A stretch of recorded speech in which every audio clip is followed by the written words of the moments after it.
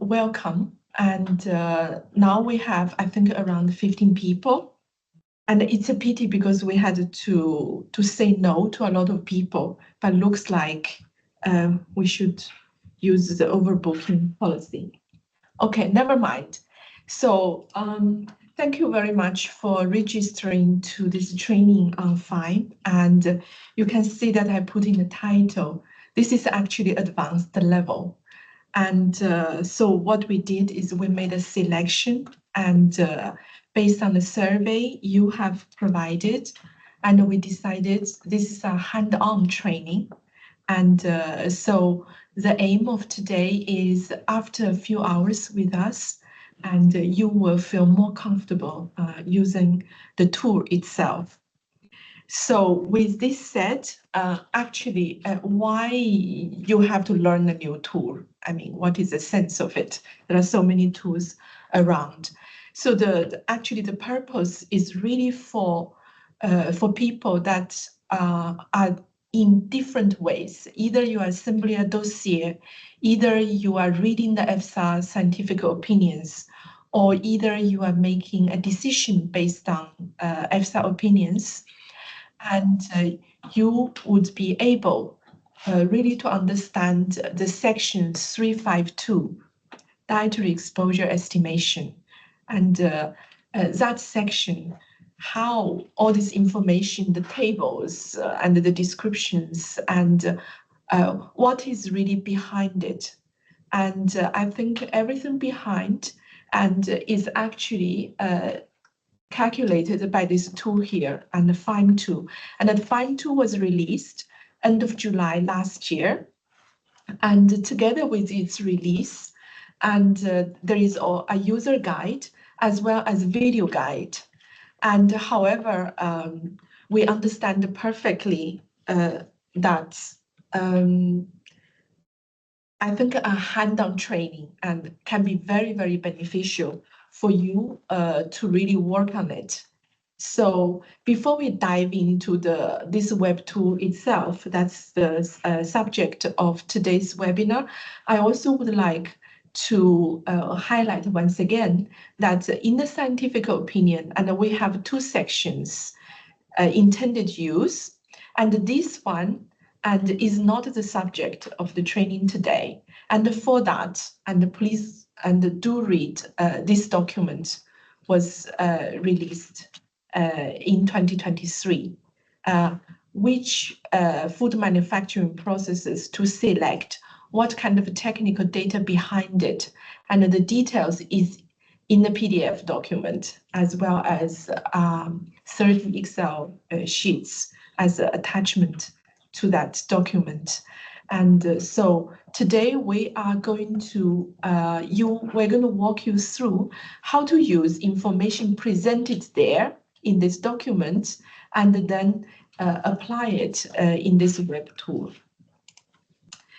And so this just to say that this training is going to be 4 hours. And today is actually the very first session, and tomorrow there will be an identical session about the same training. And for each session, we selected 30 participants. So if today the show up rate is below 30, and I can only say that this is for the benefit of the people right now in the webinar, you will have more time to try things and to get answers about it. And so during this session, later on during the exercises, and you will also be able to show your screen and so on. So we really meant it as if we are having a physical training. So why you are selected, and this is following the answer you provided during the registration on these 3 questions. So I just put, today is all about numbers. So I decided to start the presentation with some numbers.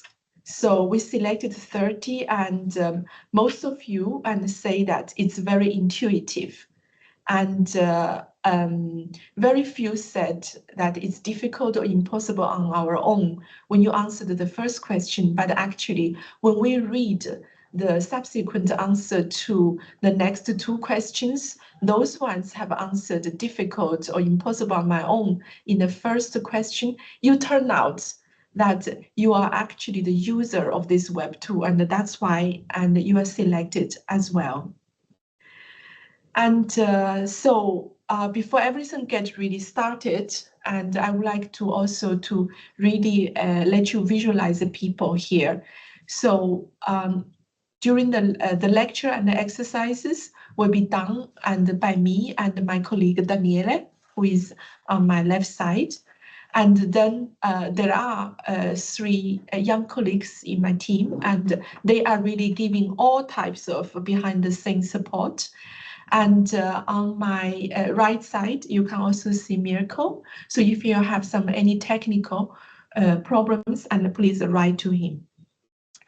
So the agenda, and first of all, we will start with our overview of the FEIM, and we will walk you through the different features.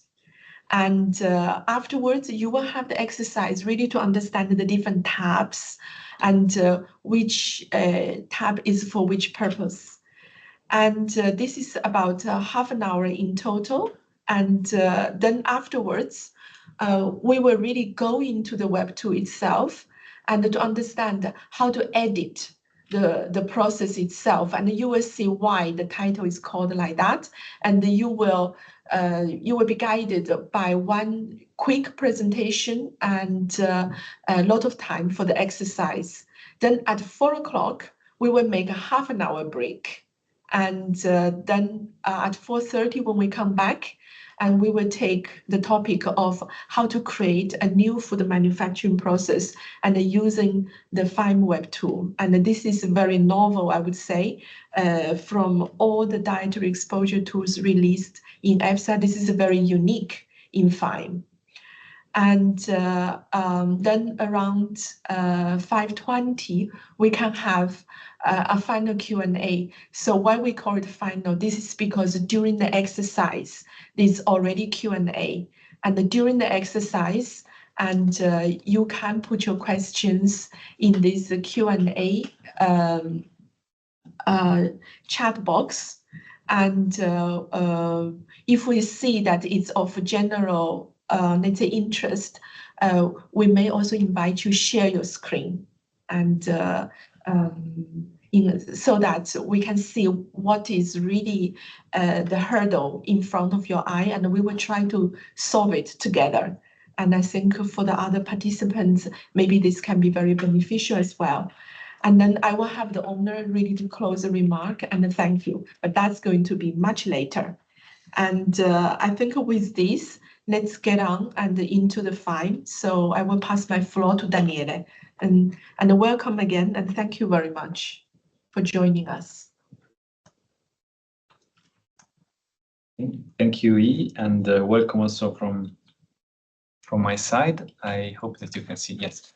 This first part of the training, as E said, is focused on explaining you, let's say, the process from the selection of the food manufacturing processes to the export of the results using the tool without performing any type of adjustment in terms of factors or whatever, because this will come later in the afternoon. So just a small introduction that is, for sure you already know what is the FEIM.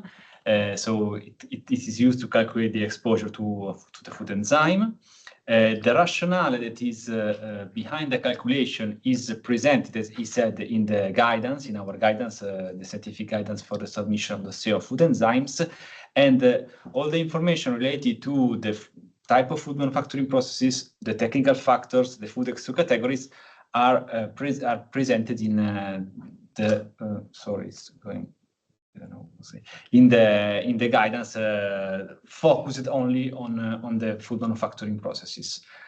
In this guidance, the food manufacturing processes technical data used in the exposure assessment of food enzymes, we also clarified for which processes the food enzyme TOS is considered to be removed. As you know, this comes from data collected from industries, from associations during the years. And for these processes, the toss is removed, and therefore the exposure is not calculated. And for this reason, you will not find these processes in the tool because the calculation is not needed. Okay, this was just to introduce the story. Now we can go into the tool. Chiara will put the link in case for some reason some of you missed the email in which we put the link, that in any case is the one that is available on the web. So when you click on the link after that you register, you see this in overview page. Just for you to know that there are some guidance here. The info tab, in which you have 2 short videos that shows basically what I will explain you today, but obviously in a shortest way, and the user manual. This user manual also presents some tips and some information on how to proceed. I would like to highlight this point, the version of the tool. This is important because if you read our opinions, we always put the version of the tool that we use to calculate. We may have major or minor changes in this version. The major ones are listed below at the end of this page. And this could affect, obviously, the numbers, because if the version is different, it means that maybe the calculation could be slightly different if performed today. So if, for example, today I perform a calculation that I did with the version 1.1.1.1, maybe I may get a small different results. Okay. The first tab that should be used is this food manufacturing process, in which you can see here the list of the 30 processes for which we can calculate the exposure.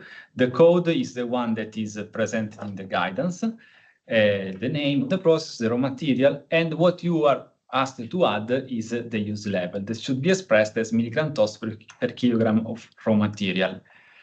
If you want to know which are the processes that are excluded in this additional information table, you see that we also reported which are the processes for which the toss is considered to be removed.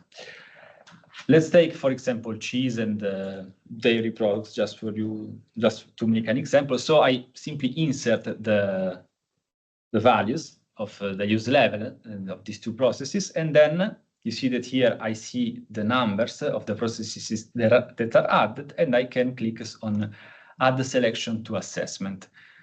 It automatically brings you to this food factors table, in which you will see a long list of foods, a lot of pages, and all in this table you see the sum, let's say all the input tables that belongs to each process merged together. So you see here you have the process code 0102 that is production of cheese, but you can also filter and see the input table of the 0103, or you can filter by name, by raw material, etc. What you will find in this food factor table comes from the Excel files that are as annexes in the guidance. So the factors and the food X2 categories are the same that are presented in that document. If you want to get a refresh on what is the meaning of these technical factors, TF1, TF2, and TF3, if you click on additional information, you see that you have the description of these factors, plus other detail on the calculation and on the RPC model. You can also choose the type of percentile that you want is shown in the results. By default, we suggest you to select 95% because this is what we also use to calculate the margin of exposure. But if you want to select other type of percentile, you can select, and the calculation will be given also considering this type of percentiles. But for any reason you are always using the same table, you can also download the table, download this input table, and then maybe upload again. But on this replace, appending, new tables, etc., we will see later during the editing of the processes. So far, I mean, it's just a matter of selecting the processes, put the input, the use level, and then you get the table. If for any reason you need to delete the table, you can do it. And if I go back to the food manufacturing processes, you want to calculate another process, you want to add something or edit something, you can reset the table and do the calculation again. Now that you are aligned on which the input table you want to have and the percentile, you can submit the calculation. Once you submit the calculation, it takes a bit of time, depends on how many lines or how many food exclude categories are present in the table, usually a couple of minutes or a few times more, and you get the results. The results contain a lot of tables that I will try to explain you in terms of meaning, why we put all these tables in this page. The first one is the exposure summary. That is the most important one because it's what we report also in our scientific opinions, in which you can see that you have as a summary of the dietary exposure that is calculated for this specific food enzyme used in the food manufacturing processes that you selected. You have the range of the mean and the range of the 95th percentile per each population group. You also see that we report the number of surveys that we are considering per each per each population group. And what we do is that to calculate the margin of exposure, we take the highest P95. So for example, for this example, it would have been in the infants, 1.8. As I told you before, if you can show the different percentile in case you want to select also the 90th percentile or whatever, you will see additional columns that you can click, and you can also choose the number of significant digits. If I put 3, for example, it will change in the output table. This is what we report in the opinion, but as you know, these results is related to a lot of information that are hidden, let's say, behind this 1.8 in this case. The first table that gives you additional information on the exposure is what is named total exposure. Here you have the exposure that is calculated per each survey in each country, per each population group. So it means that, for example, if you consider the infants, we said that in the exposure summary we have 12 surveys. We have 12 surveys here. And for each survey that comes from different country, you have the mean and the 95th percentile that is presented both as a milligram toss per day and as milligram toss per kilogram body weight per day. That is what we consider for the calculation. So when we report, what we report in the exposure summary is, okay, I will do it again, it crashed. It is in any case the range, the highest and the lowest P95 and the highest and the lowest mean of each population group. So I will do it again, sorry, but it crashed.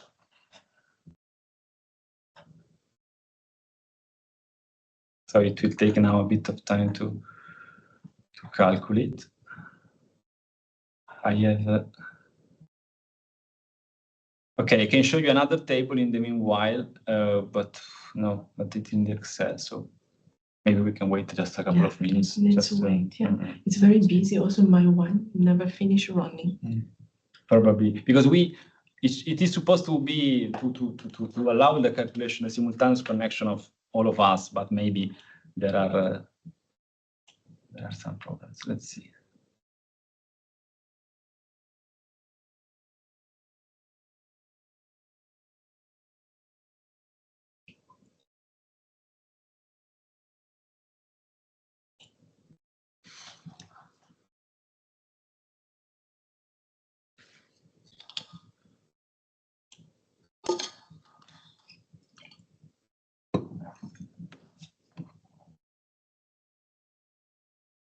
Maybe in the meanwhile, so far, is there any question on the steps, or is everything clear?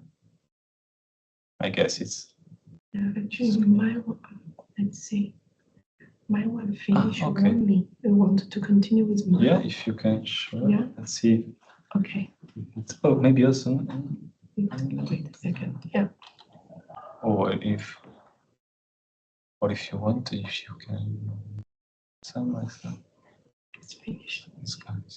Yeah.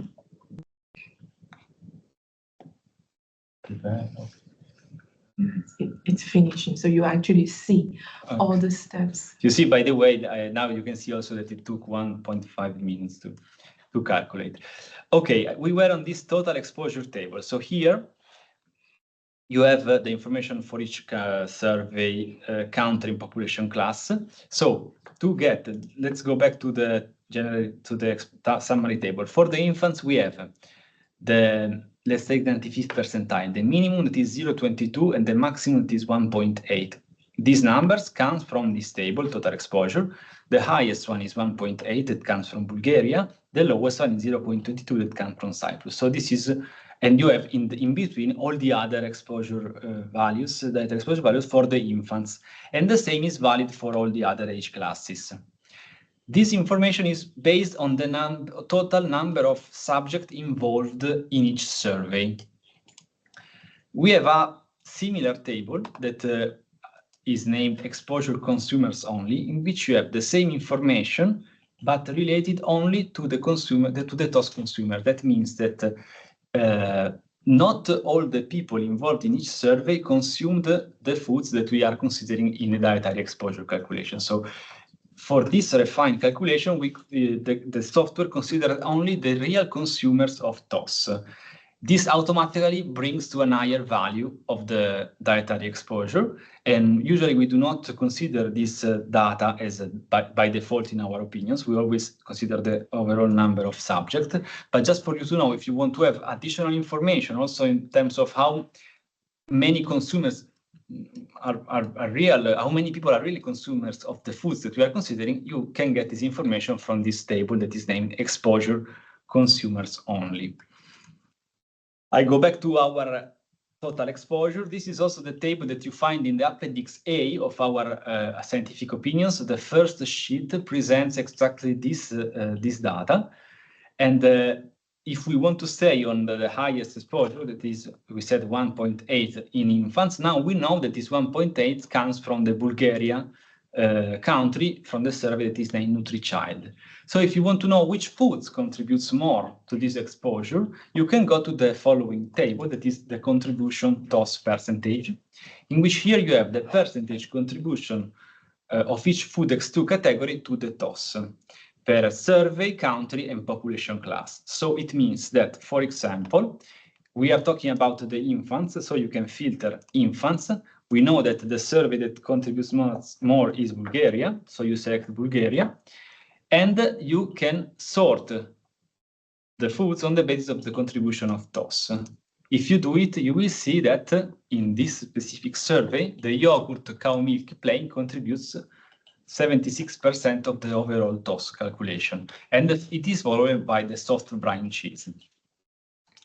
This is an important information that is somehow linked to the intended uses.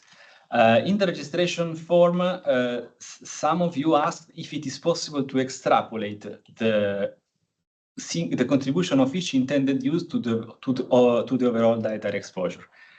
It's not possible per se, because this tool works on the basis of the food X2 categories, on the basis of the consumption of the foods, and maybe there are foods that are included in more than one intended use, in more than one food manufacturing process. So this is considered adjusting the factors.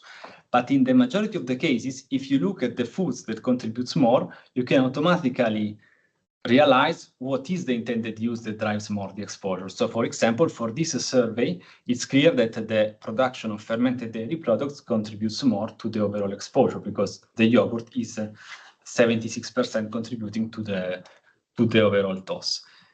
It may be a trend that is valid for all the surveys or not. It depends on the intended uses. But in this case, for example, it's clear that the fermented dairy products is driving the exposure for this survey. If you want to have additional information related to the real contribution in terms of quantity, the consumption, and then the dietary exposure that each food provides to the overall calculation, you can go to the other two tables. Food exposure per group. This table provides the only the information on the gram consumed of food per day, also expressed as kilogram body weight per day. So it's not related to our input tables in terms of factors and use levels. It's like we can say the raw data that we use to calculate the dietary exposure. It comes from the food consumption database. And again, you have the information on the mean consumed and 95th percentile consume of foods, considering all the subjects that are these columns, and also on what is named consumers that are it is the calculation done on considering only the consumers of each specific food. So again, it will bring to an highest value of food consumed per day. This is what we can say the raw data. So for us, I think it's more important that we check the other table, that is the tox exposure per group, that merge what I showed you before with our technical factors. And at the end, it provides the dietary exposure that each food brings to the overall calculation. So again, if we want to filter for the infants, Bulgaria, and we want to see our yogurt in terms of numbers, we see that 1.66 milligram toast kilogram body weight per day is the highest 95th percentile for this yogurt cow milk plain. And you have also the information on the mean. If you sum the mean, the dietary exposure of each food, the mean of this dietary exposure for each survey, you get what we have in the total exposure column, mean milligram toast kilogram body weight per day. So it means that the Bulgaria, if you sum the mean of exposure of all the foods included in this survey, you will get 0.5. You will not get 1.8 because the 95th percentile cannot be summed, because mathematically it's not correct. The 95th percentile has to be recalculated considering the overall population of data. So this 1.8 is not the sum of 166 plus 0.075 plus whatever. It's a bit different, but the mean, yes, you can sum the mean and you will check that the result is exactly what is reported in the total exposure table. Okay, so it is very detailed. These are detailed information that maybe could be interesting for you to know when you calculate the exposure. We also introduced an interesting tool that is the creation of graphical outputs. By default, you can create the graphical output that shows the contribution of TOS that maybe could be the most interesting, at least from our point of view, is the most interesting information that you can get. So, for example, you want to know for the infants what is for the, let's take always Bulgaria and Cyprus, I don't know. We can put a cutoff. In this case, we want to see, for example, which foods contributes with a TOS level of 20, and then you see that you have the yogurt cow milk plain that is almost 76, and then you have the yogurt cow milk plain, in this case coming from Cyprus, while this is coming from Bulgaria. If you want to have only one country, maybe it's easier to understand at the beginning. You can reduce the cutoff, and you see that you have the yogurt cow milk that comes from Bulgaria that contributes, as we saw, 76%, and the other is the cheese. You can translate what is present in this table, contribution TOS, in a graphical output. But you can do more. Okay, this can be downloaded, by the way. If you go to download graph, you can download this graph. But you can also create your own graph. So, for example, if you want to show graphically what I explained to you before in terms of number, you can select, for example, if we want to show the exposure summary, we can put the population class on the X, and on the Y, we put the 95th percentile as milligram toast kilogram body weight per day. You can choose the type of graph. Let's take column chart. You see, you have exactly the same information that is reported in the first table, but presented in a graphical output. And again, you can download this chart. The last table of the results is the input table. And again, this is important because here you will find the same information that is presented in the food factors table. But we will come back later on this when we will talk about editing the processes, but you will see here that every time that you make a change in the input table, this change is highlighted also in the results. So it is also clear for you to see if what you did has been already implemented in the tool. What I recommend you to do when you check the results after the calculation is to check that all the intended uses are indeed reported in the input table and that the use level is the proper one. This, when you do the standard calculation, if you introduce some changes, I suggest to double check that these changes has been implemented in the results. It is always done, but I suggest you to have a final look. All this data, except the graphical output, can be downloaded and exported in an Excel file that maybe it's easier to check, because all the things that I showed you on the tool can be also checked on an Excel file that is also easier in terms of filtering and etc. Now it should open. It's coming. Okay, I put here just for you to know. In this info, you have the information also on the version, so you will also be able to retrieve later, a month later, with which version the calculation has been done, and then you have exactly the same tables that I explained you a few minutes up. So you can easily filter and sort on the basis of your curiosity and your need, etc. And the input table, again, this I suggest you to check that all the codes, the process codes, and the use level has been correctly reported. And that's it in terms of let's say process workflow of the calculation. Okay, now we go to the editing of the existing food manufacturing processes. This is something that is a bit requires a bit of knowledge in terms of technical factors, etc. But it's important that you can do it and we can do it, because it's true that sometimes this is needed. The input tables that as I already said, that the input tables are standard. Let's say the default input tables for each intended use are presented in the guidance, and these input tables contains the technical factors, the food X2 categories. These tables comes from a long journey that he started in 2016 that concerned the identification of the processes, the identification of the food X2 categories, the factors, and then we launched call for data. We implemented the comments. Then when we published the guidance in 2023, we opened again the public consultation to all the input tables.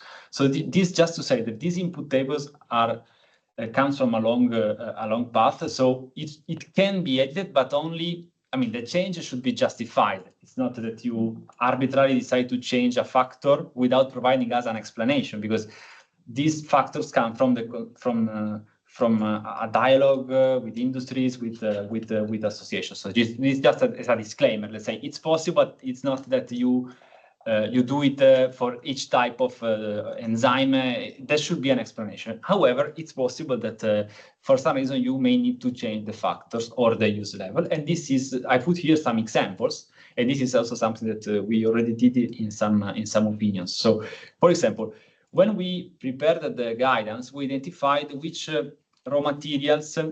That means which is the point during the food manufacturing process, in which point of the food manufacturing process the food enzyme usually is added for each specific process. And on the basis of this, we derived the F1 factor.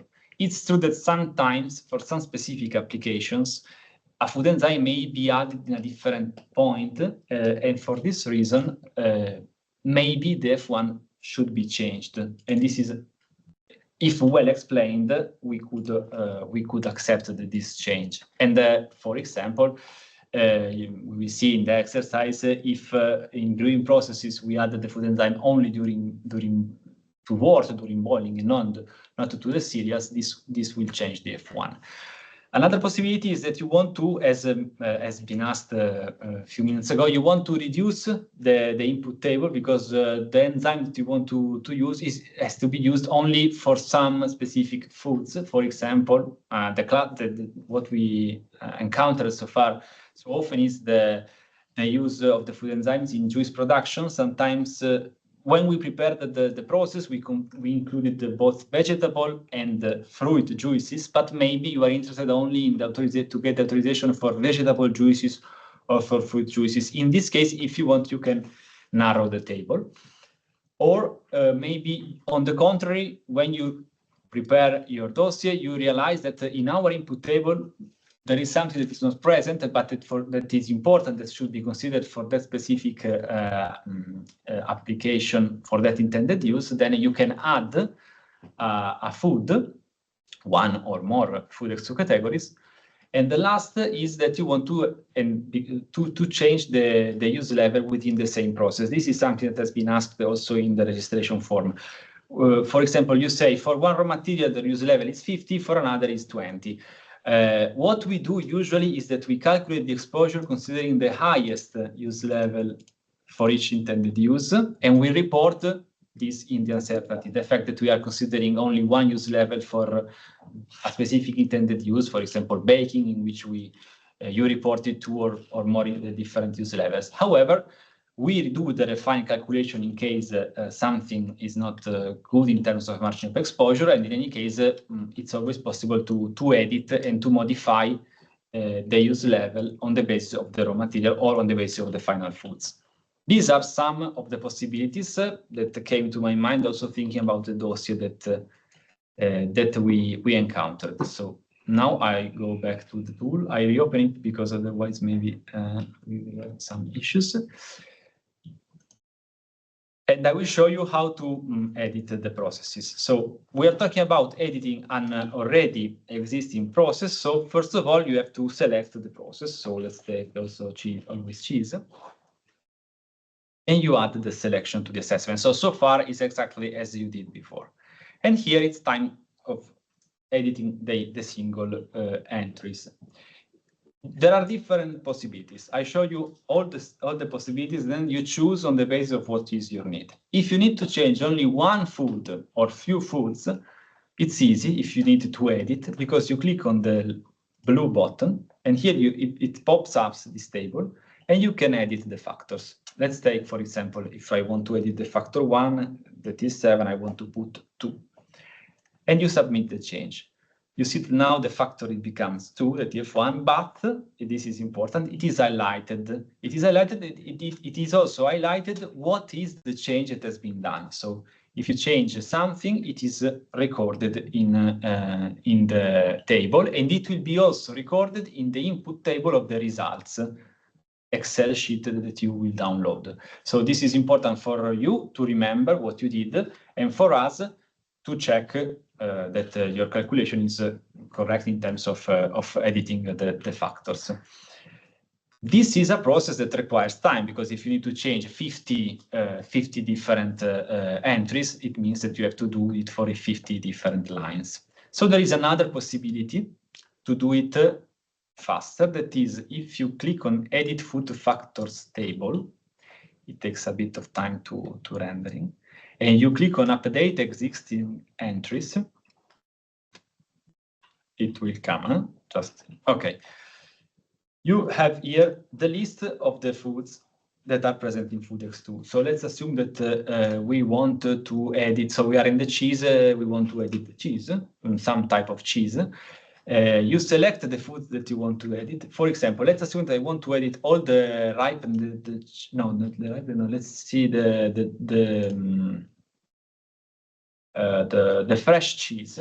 Okay. If I want to edit the factors or the use level of a big group of Food X2 categories, I can select the upper level in the hierarchy, edit directly here the factors. You see that it automatically recognized what is the process in which this food is included. Let's say I want to put a TF2 or TF1 of instead of 1, let's say I put 1. and I change the TF2 to 3, no, it's not possible 3, let's say 0.8, just the examples. I set the values, and it automatically updates 16 rows in the table. So if I go back in the table, I can filter for the cheese we said, no? So if I type, you see, for all these cheese that are the fresh cheese, it changed the F1 and the F2, and the change is highlighted in yellow again. So this is good if you have to change a lot of foods always that needs to have the same change in terms of factors. If these are part of the same hierarchy, let's say if they belong to the same food X2 upper category, level 3, level 4, whatever, it's easy to edit in this way. If you need to delete something, you can simply click on this red bin, and it is deleted. And you see again that it is deleted, and it is deleted also let's say in the comment box. Unfortunately, for the deletion, you have to do it one by one, or there is the last chance that I show you at the end that is the easiest one to me. But if you do it on the tool, you have to do it one by one. And there is also the possibility to add new foods to the same, to do an already existing food manufacturing process. So you go to edit, and then you go to create new entries. Here you have to put the process code of the process that you want to, in which you want to add a new food. So in this case is 0102, and it is recognized as production of cheese. You select the food, I don't know, let's say, for example, I want to add, for some reason, I don't know, a yogurt. I want to add the yogurt because of the way, so I put factor 7, 0.01, and let's say 1, 3. The raw material is not mandatory, but it's nice if you put it for you also to know, because the raw material influence of the factors. And the use level, we are talking about the process that is the same, so you should put the same, unless you think that you know that for this group of foods that you are adding, the use level is different, and you want to have a refined calculation in which different foods have different use levels. Once you do it, you go to set values, and again, number of rows added 11. So you can filter, I show you for yogurt, and it appears, it shows the new foods that you are adding. You see that in the column it's written new, so also for you and for us to know, we know what has been added, and the factors that you are including.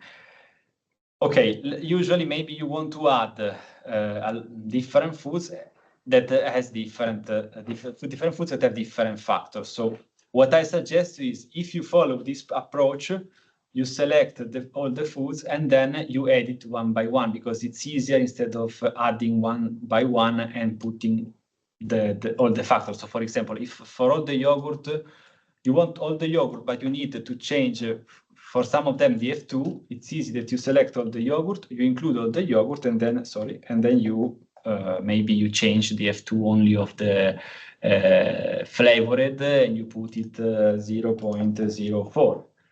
And this is highlighted here. So this is an approach that I suggest. However, to me, the easiest way to edit the process is to go back to the original table, and to do it, you can simply click on the reset table. If you click on reset table, it goes back to the table made with our input table coming from the Excel sheets. You download the table, and then you edit offline. So yes, this is okay. So for example, I want to delete this this line. I delete it. I edit this one. I put 1, and then I make all the changes. I include all the new FoodX2 categories, and then once I save it, I can upload. Let's say replace the table. So I go to replace table, and I have here this one. And you see, once it is uploaded, it shows all the changes that you did. To me, is the easiest way, because downloading it in the Excel, it's easy to edit. But I showed you all the possible steps that you can follow to get the same results, let's say. And then once the input table is ready in terms of what you expected to change, you can submit the calculation. Okay, now I will simply show you at the end what is the. Okay, I will put it here. Sorry. Okay. Just to show you what I told you before, that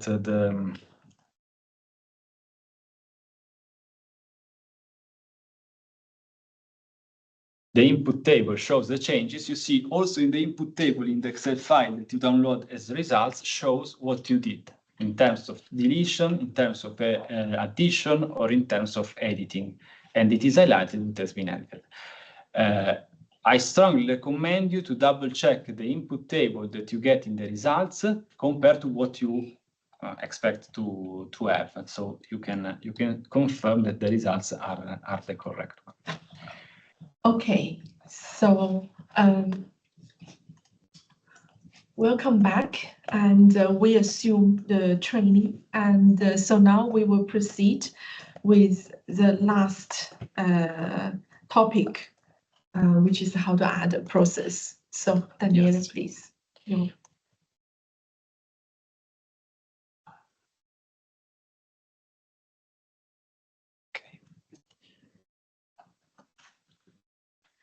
Okay, the creation of new food manufacturing processes is the last, as he said, the last feature that we show you before leaving the floor to you for question and answer session.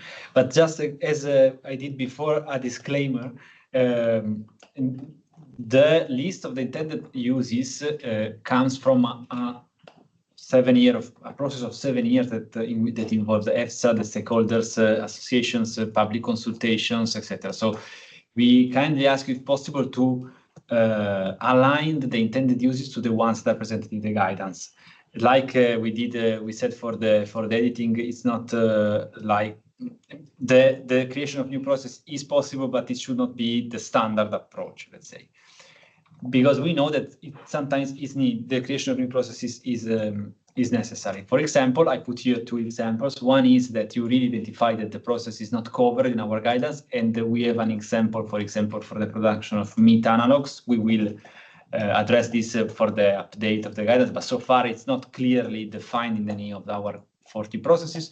Or if we talk about the use of food enzyme as a like modified lecithin, so we talk about food additives, so it's a bit different. In this case, these are 2 of the examples for which an additional process has to be created. Or the other possibility is that for some processes for which we require data to demonstrate the removal of TOS, the panel decides that the data are not enough, or the data are not provided by the applicant. So in this case, the exposure has to be calculated, and we need an input table to calculate the exposure. The example that you will find published already in several scientific opinions is the production of free fatty acids by hydrolysis, that in the guidance is written that in the absence of proper data requires the calculation of the exposure. So this, again, just to clarify the rationale behind the editing, the creation of new processes. So how to do it is very similar to what we already did for the editing. I do it again from scratch just to show you. I add a process, a standard process, just to have something to compare, but it's not mandatory. You can also create only a new process without selecting any of the standard processes. In any case, we have here, you go to edit, food factors. So like the same steps that we did before, you go to create new entries, but here is where the things changes once it renders.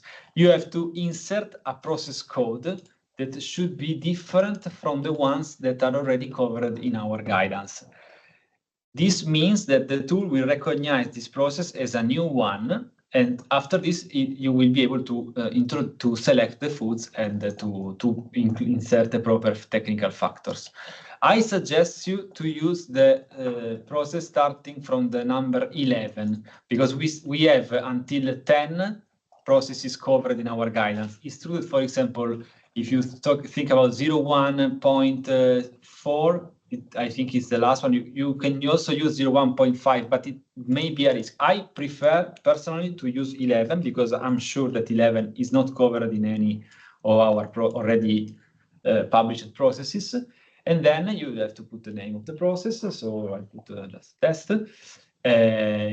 You should identify the raw material and then use level and factors. Again, if you want, usually we identify one use level for the entire process, but if you have specific use level, you should link this to the single foods.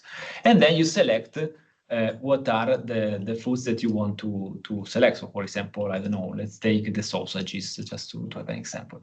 The approach is always the same. So the higher the category, the higher is the number of entries that you will collect. But all these entries will need, at least at the beginning, will have the same factors. Then maybe you can add it. I don't know, I put 100 and I set the values. You see, I added 48 rows because I added all the sausages. I go back to food factor table and I can filter, and you see that this process is the new one. So it's 11 dot, and you have the factor that you introduce. Then you can edit one by one the factors, because usually we do not have a process that has for all the foods the same factors. So for sure these factors will be different. So to me, again, the use of this tool is it should be merged with the Excel file, because, for example, if you need to select all the sausages, it's easy to select all the sausages here, but then if you need to edit the factors, it's easier to do it in the Excel. So assuming that in any case you do it by one here, or because you know that the factors are always the same, you have the process, you have the proper factor and use level, and then you submit the calculation exactly as I showed you before. The other possibility is that you use the offline version. So, for example, if you download the Excel file and let's reset the table. So I'm back only to the production of cheese. I want to add the sausages, but I already prepared the Excel file with all the factors, etc. I can do, instead of replacing, if I wanted to only to add a process to an already pre-filled list of intended uses, I can append the rows. And this is the other feature that I wanted to show you. If I append, for example, I can select on this one. No, I append the sausages as Excel. It has been uploaded, and I keep also the other process. So it's a bit different, append instead of replacing, because you keep what is in the tool and you add something, while if you replace the table, you replace the entire table. Obviously, if you need to edit the factor of an already existing process, then you need to add another process. Maybe it's easier to download the Excel, do everything, and then replace the table. But if you only have to upload a new process, then maybe it's easier to have it already prepared in Excel to a group of intended uses that are well defined and that you can easily obtain directly in the tool. You can do it following the append steps. So again, you have the possibility to do it all on the tool or download and upload.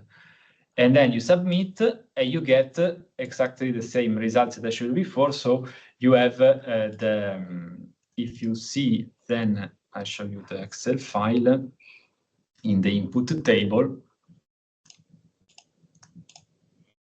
You have the things that you edited. Now this is, but it's exactly the same. You see what is deleted, what is added, like this one that are added, and it is new, and it is the new process because the code is different in the input table of the results. So everything is tracked, and you can always double check. what I suggest is, if you are creating a new process, please double check the input table of the results, because factor by factor, foods by food, because it's important that what you want to have uploaded is really uploaded. It's a double check that I strongly recommend, at least the first time that you do the calculation using this additional process. Then once it's sure that what you did is what it's correct, if you need to repeat it, no need to double check everything. And that's it in terms of adding the process. So I don't know. I have the honor really to close this session of today, and I would say that today, while you have tried really use this tool already before you join this webinar, but today in this session you have intensively tried a different feature, and I guess you could agree with me that this tool is very versatile, and you can do a lot of things. And so I just wanted to take a step back to tell you that, first of all, this tool is meant to calculate a chronic dietary exposure, not acute. So, for example, if you were thinking mycotoxin residue that may remain in the food enzyme and so on, and those are the acute toxicity, and this tool is not really meant for that. And secondly, about this default process and input factors, and you can find them in details and in this guidance published in 2023. So, for example, if you are thinking about modifying food groups, modifying some factors, you don't need to start from scratch. And you do have something very much available already to you, and do that. You can download from the tool, or you can go to that guidance and really read, the raw material, what it is really about, and why it's like this. And so with that said, today you have already, in the very first exercise, you see that with all the default input factors, and you are able to get a set of calculation and downloadable in the Excel file. And not to forget, when you do so, and you know that the outcome is really meant for the screening purpose. So this is generally published in a vast majority of the EFSA opinions. So whenever we receive a dossier, so what we do, and we do use the default factors and then come up with a screening with the results. And we tend, let's say, not to do the defined calculation unless it's needed. And I think the same goes to you. And when you use this tool for any purpose, just before thinking about modifying anything, run a default, have a look of the results, and only if the refinement is required. And there are several situations that you need to refine. And then the refinement can be done by working on the food groups and the technical factors. And that was done in the second exercise. And the third one is for any innovation. And there is a need to create a new process. And you have in the third exercise, and you also had the opportunity to understand technically how you could use the web tool to help you. So I think this is what we did today. And so I think this is my really very much my closing slides, that I hope today, this 3.5 hours, and you do get a good glimpse of how to estimate the dietary exposure. But I think more importantly, and when you need to do something on your own, especially to modify something, and you can do them directly in the tool. And this tool really allows you to do many things on your own. So I think with that, and I would like to thank everyone and to stay concentrated with us and try, and a special thanks and to those shared your screen. And I know that it takes a little bit of bravery to do that, and thanks to you. So I think with this, and we reach the end of this webinar, and I wish everyone a very good evening, and hopefully this is really helping you satisfied either already now or maybe in the future when you do your own work. Yeah. So thank you and goodbye. Thank you. Thank you very much. Wow. Thank you, everyone. Thanks. Thank you. Okay, so I think we can close. Yeah.